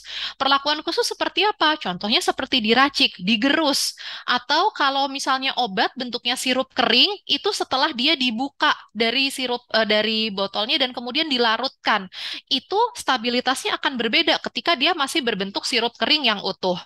Atau kemudian stabilitas ini kita juga berbicara misalnya untuk barang-barang injeksi. Ketika dia masih ampul utuh sama ketika dia sudah ditarik dalam sepuit, itu stabilitasnya berbeda. Kemudian dalam pengkajian farmasetik juga dikaji masalah kompatibilitas atau ketercampuran obat. Dalam satu spuit bisa nggak ya 2 obat jadi satu? Dalam satu racikan puyer bisa nggak ya 2 obat ini jadi satu? Itu adalah kompatibilitas dan itu dikaji di farmasetik. Step pengkajian berikutnya setelah tadi administratif dan farmasetik adalah pengkajian klinis. Pada pengkajian klinis ini dikaji apakah indikasinya tepat, dosisnya, aturan cara dan teknik penggunaannya, termasuk di sini kalau misalnya obat itu adalah obat oral, maka instruksi khususnya ada nggak? Sebelum atau sesudah makan kah? Jeda dengan makanan lain kah? Atau obat-obatan lain kah? Ada duplikasi atau polifarmasi atau tidak, interaksi terjadi atau tidak, gitu. Nah, sekarang kita berbicara mengenai resep obat racikan. Apa sih itu yang disebut dengan resep obat racikan? Resep obat racikan atau kalau dalam literatur bahasa Inggris kita sering ketemunya dengan kata-kata extemporaneously compounded medicine gitu ya, atau extemporaneously compounded drugs. Itu adalah sebuah preparation atau sediaan yang bersifat terapeutik gitu ya, yang dibuat untuk individual patient. Jadi itu kata kuncinya ya. Jadi for that individual patient ya. Dan kenapa? Karena pasien ini butuh sesuatu kebutuhan yang khusus gitu. Jadi beda dari sediaan komersial. Kalau sediaan komersial kan semua bisa pakai ya. Dosisnya memang bisa disesuaikan dengan masing-masing, tapi tidak perlu disiapkan secara khusus seperti resep racikan ini. Resep racikan di Indonesia memang kita sering temui dalam bentuk serbuk atau pulveres atau pulv gitu ya. Krim juga bisa atau sirup. Jadi maksudnya serbuk terus kemudian campur dalam sirup gitu atau ya IV admixture. Nah, pembuatannya dari mana? Pembuatannya bisa dari zat aktif ataupun mencampur dari sediaan komersial yang sudah ada. gitu ya. Jadi misalnya ada tablet merek A gitu ya, ada tablet merek B, kemudian di mix, itu maksudnya adalah menggunakan sediaan komersial yang sudah ada. Tapi bisa juga dari zat aktif. Misalnya di sini salicylic acid untuk krim gitu ya. Itu kan memang tersedianya dalam bentuk zat aktif, tinggal kita timbang salicylic acidnya sesuai kebutuhan, lalu kita campurkan ke dalam krim. Itu yang kalau dari zat aktif. Nah, sebenarnya peruntukan obat racikan itu kapan aja sih, kan tadi sudah disampaikan ya bahwa ini tuh bukan sediaan yang tersedia dari pabrik gitu ya, tapi dibuat khusus. Pertama tentunya adalah untuk pasien-pasien yang disfagia atau kesulitan menelan obat utuh. Ini maksudnya ketika obat racikannya adalah yang peroral gitu ya. Dan terutama kalau tidak tersedia produk komersial. Nah, untuk bentuk sediaan atau dosis yang diinginkan untuk pasien tertentu ini paling banyak kita jumpai dalam pediatri ya, karena mungkin tidak ada sediaan untuk pediatrinya, sediaan sirup atau dropsnya nggak ada gitu ya. Jadi terpaksa banget meracik tablet misalnya, karena tidak ada produk komersialnya. Atau pasiennya memang butuh dosis individual ya yang tidak tersedia di pasaran, atau obatnya harus diberikan via nasogastric tube atau gastrostomy tube gitu ya, via NGT. Tuh. Nah, ini saya sedikit saja mau menyinggung tentang resep racikan pada pasien-pasien pediatri. Ternyata dari sebuah penelitian yang dilakukan di Kabupaten Bogor, ini ceritanya, itu 71,5% obat untuk pasien pediatri itu diberikan dalam bentuk racikan gitu. Biasanya alasan pada pasien pediatri itu adalah karena relatif lebih nyaman untuk obatnya lebih dari satu itu, terutama kalau pasiennya ini sulit minum obat. Ada juga yang mengatakan gitu ya, pendapat bahwa kalau cost-nya itu akan lebih murah dibandingkan dengan sirup ya, karena kalau sirup misalnya kita harus menyediakan 4 macam sirup seperti itu, cost-nya biasanya agak lebih tinggi. Satu lagi, memang ini agak sedih tapi ini adalah PR kita bersama ya, tentang isu ketersediaan obat itu ya. Di beberapa daerah ya hanya tersedia tabletnya gitu, nggak ada sirupnya, jadi mau nggak mau gitu ya, untuk pediatri ini harus minum si tablet yang diracik. Jadi itu kalau untuk pediatri kenapanya. Tapi sebenarnya resep racikan meskipun tadi ada beberapa keunggulannya gitu ya, misalnya dari sisi cost kalau dibanding sirup relatif ya, saya bilang mungkin relatif ya, nggak selalu lebih murah. Tapi sebenarnya ada tantangan di dalam pengerjaan resep racikan ini sendiri. Tantangan yang pertama adalah dari sisi stabilitas fisika dan kimia. Nanti saya perlihatkan bahwa ada obat-obatan yang bersifat higroskopis. Namanya higroskopis, dia menarik air sehingga ketika dia digerus gitu ya, kemudian dimasukkan ke dalam kantong serbuk racikan itu, atau kemudian masuk ke dalam kapsul, dia tuh akan menyerap air sehingga sehingga nanti dia jadi brittle, jadi jadi menggumpal, atau kapsulnya jadi penyok-penyok kayak gitu. Itu karena stabilitas fisika dan kimianya dia. Kemudian harus kita akui ketika kita melakukan peracikan itu, ketepatan dosis dalam sekali pemberian itu bisa bervariasi gitu. Jadi misalnya dari tablet paracetamol 500 mg, dokter mintanya 500 mg, dokter mintanya misalnya di 120 mg. Itu agak cukup challenging gitu ya, untuk kita memastikan dosisnya benar-benar si pasiennya dapat sekali minum itu 120 mg. Kemudian pada beberapa resep racikan itu ada terjadi potensi duplikasi obat. Nanti saya perlihatkan di belakang, dan juga potensi interaksi obat. Nah, ketika kita berbicara stabilitas fisika dan kimia, ini ada beberapa obat dok yang memang tidak dapat digerus. Mungkin kalau teman-teman apoteker sudah belajar banyak gitu ya, ini saya sedikit remind saja. Ada beberapa obat yang tidak dapat digerus. Obat-obatan itu contohnya adalah obat yang memang dia disalut enterik. Nah, kalau dia disalut enterik, itu memang sengaja obatnya itu dikasih sebuah lapisan yang membuat zat aktifnya itu tidak rusak oleh asam lambung. Contohnya paling sering itu adalah pada penggunaan omeprazol, lansoprazol, dan juga mesalasin ya untuk IBD ya, irritable bowel syndrome atau irritable bowel disease. Nah, itu memang sengaja disalut enterik supaya nggak rusak oleh asam lambung. Kenapa? Karena zat aktifnya harus diserap di usus. Dan zat aktifnya ini dia itu sensitif sama asam lambung. Kalau nggak disalut, ketika dia masuk kan ke lambung dulu ya, udah keburu rusak sama asam lambung. Di usus sudah nggak ada lagi yang bisa diserap. Kayak gitu. Oleh karena itu, kalau kita menggerus tablet-tablet yang sifatnya enteric coated ini, kita juga merusak lapisan enterik yang sudah dibuat sama pabrik. Akhirnya apa? Akhirnya ya tetap aja obatnya kena asam lambung dan tidak diserap maksimal di usus. Kemudian obat-obatan tablet yang sifatnya sustain release, modified release, prolonged release. Apa sih intinya? Intinya adalah dia itu pelepasannya itu tertunda atau termodifikasi ya. Jadi dia itu untuk menyederhanakan aturan pakai. Metformin yang XR pakainya cukup 2 kali sehari, sedangkan kalau yang biasa 3 kali sehari. Itu kan akan lebih meningkatkan adherence atau kepatuhan pasien minum obat. Nah, apa bedanya tablet? Iya. Ibu apoteker, mohon maaf waktunya 2 menit lagi.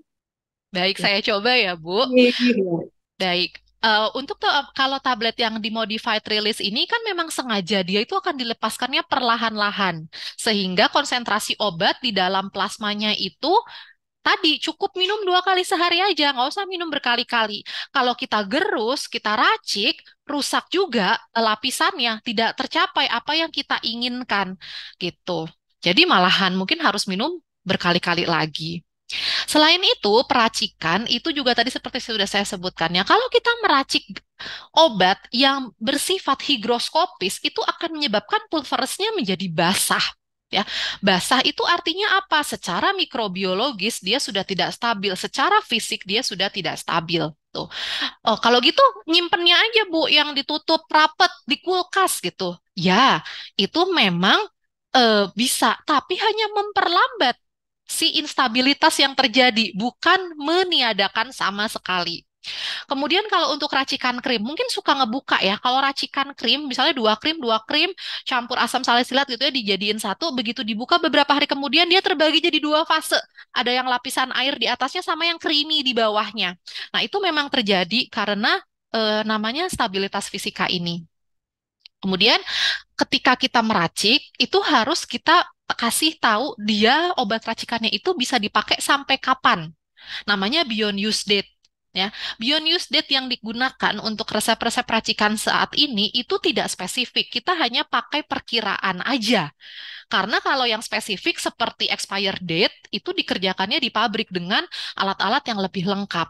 Gitu. Apoteker Yovita, mohon maaf banget ini karena waktunya sudah habis. Mungkin bisa 1 menit lagi ya untuk bisa mempercepat ada kesimpulannya. Terima kasih. Baik, mungkin ini juga penting karena mengenai ketepatan dosis obat racikan gitu ya.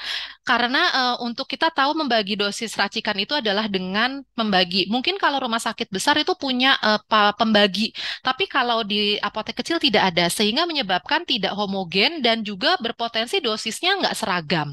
Ya, ini potensi duplikasi dan interaksi. Mungkin saya percepat lagi ya untuk kesimpulan dan take home message-nya. Jadi kalau untuk masalah yang sering ditemui pada pengkajian resep racikan itu antara lain ada tadi perubahan stabilitas fisika dan kimia, mikrobiologis, potensi ketidakseragaman dosis, dan potensi duplikasi dan interaksi. Sehingga sebaiknya nih racikan itu hanya digunakan jika tidak ada sediaan komersial yang tersedia di pasaran. Jika masih ada sediaan komersialnya, mohon dapat digunakan satu persatu sediaan komersialnya saja agar tidak menimbulkan perubahan-perubahan ini yang berakibat tidak baik untuk pasien. Terima kasih, saya kembalikan pada Bu Ida sebagai moderator. Terima kasih Apoteker Yovita, luar biasa ya resep racikan. Tapi tadi sudah saya rasa sudah sudah poin-poinnya sudah tersampaikan dengan baik. Baik, selanjutnya kita buka sesi diskusi. Kita panggil kembali para pemateri. Yang pertama adalah Dr. Ana sudah hadir. Kemudian ada Dr. Doni dan halo Bapak Halim masih ada ya. Dan Ibu Yovita. Ini ada beberapa yang sudah masuk di dalam habis saya ya pertanyaan. Sudah banyak ini Dok pertanyaannya. Kalau kita jawab semua kayaknya malam juga nggak selesai. Iya, mau sholat Jumat. Ya kita dahulukan kita pilih pertanyaannya untuk Dr. Doni mungkin yang akan Jumatan. Saya dari sini aja biar bisa baca ya, baca yang ada di sini. Ya, Dokter Ana, Dokter Doni, Apoteker Halim dan Ibu Yovita, terima kasih banyak sudah menunggu ya. Mungkin ini saya akan bertanya dulu nih. Pertanyaan yang pertama kali masuk dari tadi, dari begitu Dokter Ana naik ke panggung ya. Tadi sudah langsung ada yang bertanya, Dok. Jadi ada yang bertanya begini, Dokter Ana, gitu. Saya Dokter Lilik dari Tangerang. Seringkali ketika merujuk pasien ke psikiater, mereka menolak karena takut dianggap gila. Nah, real banget ya, Dok ya. Kemudian bagaimana sebaiknya kita mengedukasi pasien agar mereka tidak keberatan kita rujuk ke psikiater? Terima kasih. Silakan, Dok. Ya, langsung aja nanti setelah itu saya ke Dokter Doni ya. Dokter Doni siap-siap. Baik, terima kasih untuk pertanyaannya, ini bagus sekali dan ini juga merupakan PR besar bagi kita bahwa sampai saat ini kita seringkali menganggap banyak stigma ya bahwa kalau ke psikiater itu dianggap gila, padahal gitu kan banyak sekali kasus ke psikiater itu bukan hanya gangguan jiwa berat.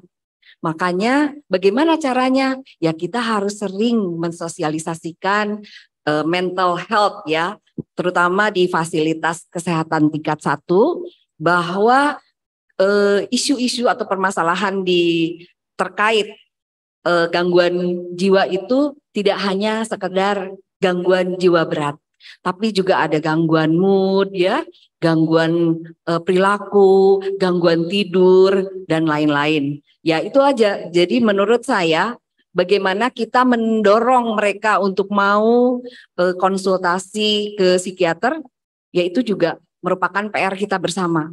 Jadi kita harus menggalakkan program anti stigma tadi. Jadi kita juga harus mengencourage mereka bahwa it's okay gitu. Tidak ada masalah. Jangan takut bahwa kita konsul ke psikiater itu adalah aib gitu ya, atau adalah suatu kondisi yang bisa mempermalukan. Tidak, karena there is no health without mental health. Orang itu fisik dan psikisnya. Ya, jadi artinya kita tetap mendorong mereka dengan tidak melakukan penghakiman, judging atau yang lainnya. Begitu, Ibu Moderator. Baik, Dokter Ana, terima kasih banyak. Sudah mantap ya jawabannya.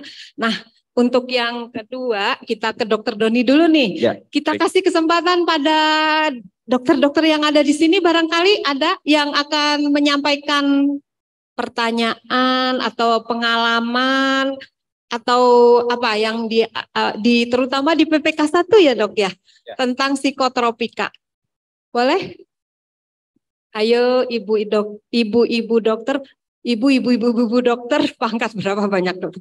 Kemudian bapak-bapak, ya siap, ya silakan. Bismillahirrahmanirrahim. Perkenalkan saya Dr. Lis dari PT Kereta Api. Begini, kami ada kasus-kasus pekerja ya. Nah, kasus pekerja itu dengan keluhan gangguan mental sepertinya ya. Jadi beberapa kasus itu terkadang masuk ke klinik kami dengan keluhan seperti apa, keluhannya psikosomatis, keluhan organis ya, GERD segala macam, keluhannya jantung, ternyata setelah diselidiki ternyata larinya ke mental health gitu ya. Setelah mental health itu kan kita rujuknya ke dokter spesialis jiwa ya. Ternyata ada kasusnya, ada anxiety, ada yang akhirnya psikosis juga gitu ya, dan itu diterapi. Kalau tahap awal nih sebaiknya kami seperti apa? Harus ke psikolog dulu atau karena kalau sudah ke jiwa gitu rodok-rodok parno gitu ya. Apa sebaiknya seperti apa? Karena emang agak antara psikologi dengan dokter jiwa ini ada hampir sama gitu ya. Sebaiknya seperti apa? Dan seandainya sudah diterapi oleh dokter spesialis jiwa, kemarin ada kasus yang diterapi dengan CT, itu sampai berapa lama sih kami harus mengistirahatkan rekan-rekan pekerja yang harus dengan pengobatan seperti itu? Apakah ada kemarin yang dikasih obat anxiety ternyata langsung diistirahatkan oleh dokternya sampai 1 bulan gitu loh. Nah, kami sebagai dokter perusahaan itu harus menentukan ini benar nggak nih terapinya dan emang harus mesti terapinya selama itu dan harus istirahat lah gitu ya. Itu karena itu mengganggu kinerja juga ya. Itu saja Dok, terima kasih banyak. Ke saya ya. Ya. Oke, baik. Iya, terima kasih. Saya juga mendapatkan kasus banyak ya seperti itu gitu ya. Jadi dia sebenarnya sering mengeluh, keluhannya tuh banyak keluhan fisik. Tapi sebenarnya organnya setelah diperiksa tuh nggak ada masalah gitu ya. Nah, gimana caranya ya? Ya itu tadi terkait orang tuh ketika harus dikonsulkan ke psikiater, mereka tuh keberatan. Aku tuh nggak gila, kenapa harus di situ gitu? Justru disitulah tekniknya. Menjadi seorang dokter itu adalah art.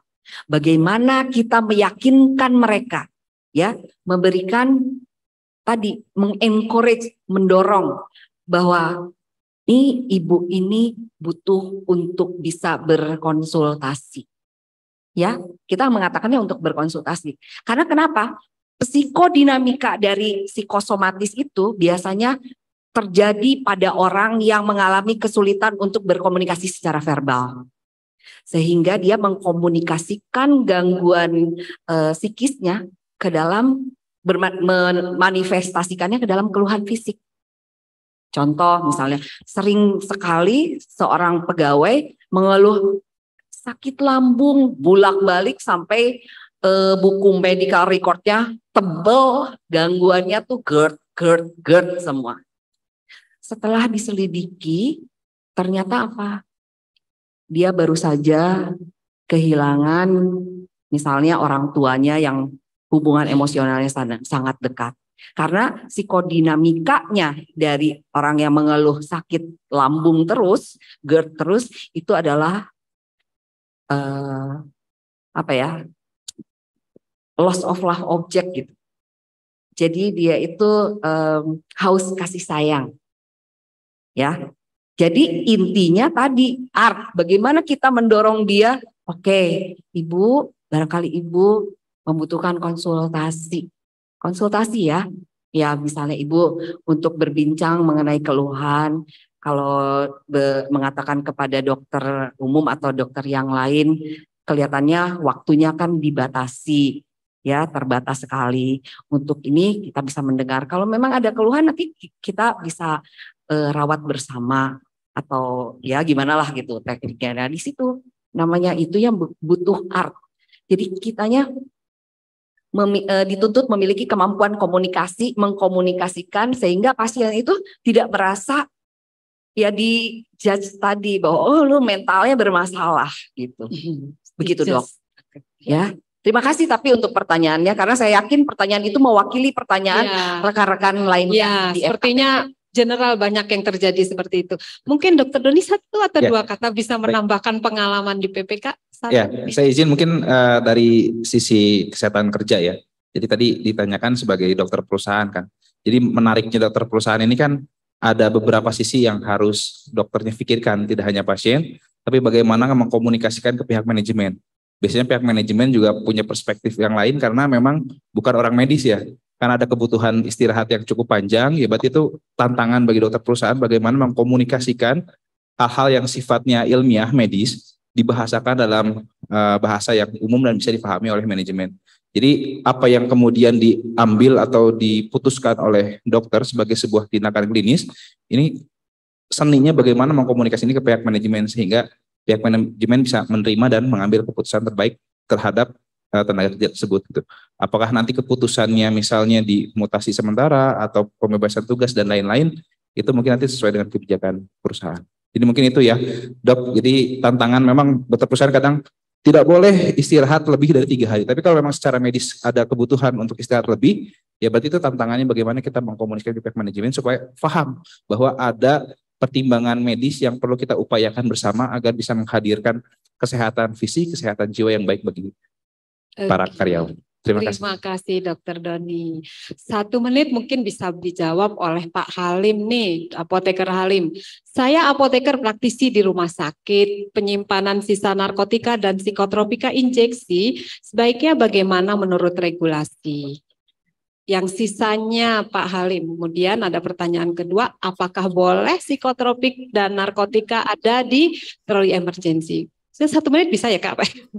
Kayaknya Pak Halimah sudah langsung ini nih, oke, langsung bisa keluar pertanyaan. Dok, izin Oke. terkait Ya. Apa saya boleh izin sholat? Mau Jumatan? Ya silakan. Terima kasih Saya banyak. izin mungkin sejawat semua Iya. kan harus sholat Jumat. Terima kasih. Terima kasih banyak Assalamualaikum Dr. warahmatullahi Doni. wabarakatuh. Waalaikumsalam warahmatullahi wabarakatuh. Ya. Ayo Pak Halim, kira-kira kalau tadi sisa narkotik psikotropika itu dikemanakan? Kemudian yang kedua, apakah boleh di troli emergency ada narkotik dan psikotropik gitu? Oke. Begini, jawaban saya yang pertama, bagaimana untuk sisa narkotik dan psikotropik yang ada di rumah sakit. Jadi memang kan seringkali ini menjadi sebuah masalah ya di rumah sakit. Kenapa? Karena ada pasien gitu, misalnya dia membutuhkan fentanyl untuk perawatan di ICU begitu ya, pas operasi dan sisanya bisa di kemana Pak? Gitu mungkin ya kalau ya, bentar ya Bu ya. Ya. Jadi karena dia menggunakan fentanyl, menggunakan midazolam dan seterusnya di ICU ataupun di kamar operasi, itu kan kadang obatnya disiring pam tetapi belum habis, ternyata pasiennya sudah membaik begitu kan. Sudah di tapering off ataupun sudah dihentikan. Nah, sisanya ini terus bagaimana? Sisanya ini seharusnya kita, kalau kita berbicara regulasinya, harus disimpan, diserah terimakan kepada farmasi, kemudian farmasi melakukan pemusnahan narkotika dan psikotropika sesuai peraturan perundang-undangan. Jadi harus pemusnahannya kita nanti mengundang dari Dinas Kesehatan, dari BPOM secara berkala, misalnya 3 bulan atau 6 bulan begitu, kita buatkan berita acara pemusnahan, terus kita musnahkan dan ditandatangani bersama ya oleh Dinkes dan BPOM. Kalau kita berbicara regulasinya, jadi apakah boleh kita musnahkan langsung dibuang di saluran dan seterusnya? Ini tidak boleh. Sehingga farmasi yang ada di kamar operasi dan di ICU itu yang biasanya 2 tempat itu ya, yang banyak menggunakan narkotik dan psikotropik itu harus melakukan serah terima dengan perawat atau dokter yang memberikan terapi kepada pasien terhadap sisa-sisa obat narkotik dan psikotropik. Nanti kalau di stomo gimana? Kita tampung di dalam wadah, misalnya wadah botol agak besar begitu ya. Ini untuk fentanyl, ini untuk midazolam, ini untuk morfin. Nah, nanti setelah 6 bulan ya kita kumpulkan jumlahnya cukup banyak, kita buatkan berita acara pemusnahan untuk sisa fentanyl, morfin ataupun narkotik psikotropik yang ada dari kamar operasi. Yang kedua adalah bagaimana dengan obat narkotik dan psikotropik di troli emergency. Apakah diperbolehkan? Sepanjang dia untuk kebutuhan emergensi boleh. Karena apa? Misal begini, di troli emergensi di Rumah Sakit Dr. Sutomo itu salah satunya ada namanya diazepam. Kenapa kita menyiapkan diazepam? Karena dengan pertimbangan dari tim Code Blue, kalau ada pasien kejang mau tidak mau kita harus segera menolong. Pasien yang kejang misalnya karena ada hiperkloremia gitu ya, hipernatremia begitu, itu harus kita tolong segera karena kalau enggak bisa meninggal dia. Maka kita siapkan itu di dalam troli emergency. Troli emergensinya itulah yang harus kita buat prosedurnya. Kita harus segel, dengan segelnya itu ada nomor serinya begitu ya, harus kita cek rutin dan seterusnya. Inilah suatu prosedur yang bisa kita upayakan untuk mencegah jangan sampai obat-obat narkotika atau psikotropika yang pada saatnya dia ada di dalam troli emergency itu bisa sampai digunakan secara tidak benar. Begitu dari Bu Moderator. Terima kasih. Terima kasih Pak Halim, sangat-sangat jelas. Nah, mungkin ini waktunya juga sudah terbatas. Saya cari pertanyaan yang singkat kali ya, yang bisa buat Ibu Yovita. Saya lihat sebagian juga sudah terjawab ya di chat. Ini barangkali yang masih muncul belum terjawab kali ya. Ini aja Bu Yovita, berapa lama ketahanan obat tablet yang diracik dengan sediaan sirup? Jadi tablet yang dicampur ya dengan sirup. Ya, Bu Yovita. Baik, terima kasih Bu Ida. Jadi kalau seperti itu kita akan mengikuti beyond use date dari sirupnya tersebut gitu. Nah, sirup-sirup komersial saat ini sudah dipersyaratkan oleh Badan POM untuk memiliki beyond use date berapa lama setelah dibuka dia masih bisa bertahan. Itu ya, hampir semua sirup komersial apalagi dengan adanya kemarin ya kasus EGD-EG itu semakin ketat untuk regulasi obat sirup. Jadi bisa dilihat di situ. Sehingga kalau misalnya dia dikasih serbuk racikan di dalamnya, tetap kita mengikuti beyond use date dari si sirupnya tersebut berapa lama setelah dibuka, sesuai dengan yang ada di kemasan. Nah, kalau misalnya nggak ada di kemasan, gimana gitu ya? Nah, untuk obat sirup, yang sifatnya kan berarti dia liquid yang mengandung air gitu ya. Itu kalau saya nggak salah dari USP yang lama, kalau dari USP yang lama ya, itu masih di 35 hari Bu Ida. Demikian, tapi tetap ya harus mengikuti yang terta dari produsennya, ikutin yang itu. Terima Jadi kasih. sama sesuai dengan produsennya. Ya, Yes. terima kasih. Teman-teman masih ada. Sayang sekali, bukan yang boleh kali ya. Mungkin karena barangkali ada yang mau Jumatan. Karena waktunya sudah terbatas, nanti mungkin boleh kalau ke Dokter Ana barangkali. Ya, nanti Dokter Ana bersedia kalau ada yang mau konsultasi. Boleh satu lagi ya. Boleh. Silakan satu kali aja ya. Terima kasih atas kesempatannya. Saya dengan Dr. Putri dari PT KAI, izin untuk bertanya. Maaf dok, izin nanya kalau bagaimana cara mencegah kekambuhan pada pasien yang sebelumnya memiliki riwayat gangguan psikotik. Nah, apakah perlu dilakukan pemeriksaan rutin, misalnya kayak MMPI 3 tahun sekali, atau ada alat bantu lain untuk memastikan bahwa pasien ini sudah baik-baik saja, karena pasiennya sudah lepas obat. Baik dok, demikian. Terima kasih. Baik, terima kasih dokter. Dokter di KAI ya? Oke, jadi ini kita bicara karyawannya gitu. Oke, untuk psikotik kita tahu perjalanan penyakitnya, dia itu bisa remisi, ya, kemudian dia mengalami kekambuhan, ya, artinya apa? Dia bisa setelah minum obat sekian lama gitu ya, kemudian dia berhenti, dia bisa melakukan aktivitas kembali dan itu apa? Bisa bekerja kembali gitu ya, kalau nggak belajar kembali atau bekerja kembali, tapi dia akan menjadi rentan mengalami kekambuhan apabila ada stresor yang dia alami di peristiwa kehidupannya. Jadi bagaimana? Ya mungkin harusnya dicek rutin, ya. Jadi ada waktu-waktu tertentu, entah itu 6 bulan sekali atau 1 tahun sekali gitu ya, tergantung beban kerja dia. Jadi saran saya untuk yang pernah ada riwayat gangguan psikotik bisa ditempatkan di tempat yang stresornya rendah, ya.